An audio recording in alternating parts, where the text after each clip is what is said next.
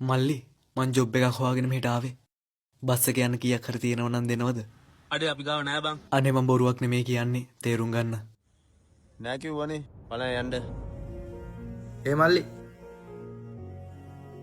මොකක්ද සීන් එක? අයියා මං ජොබ් එකක් හොයාගෙන මෙහෙට ආවේ. ගෙදරට යන්න සල්ලි කීයක් හරි තියෙනව නම් දෙන්නකෝ අයියා. තැන්ක් යූ අයියා. මල්ලි කොයිද ගම?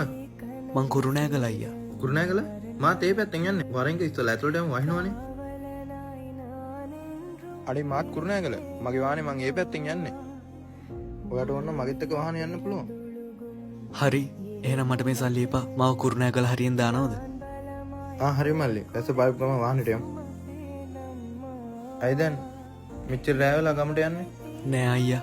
යාළුවෙක්ගේ ෆෝන් එකෙන් මං උදේ ගෙදරට කෝල් ගත්තා. ඒ වෙලේ නංගි කිව්වේ අම්මට හොඳටම සනීප නෑ කියලා.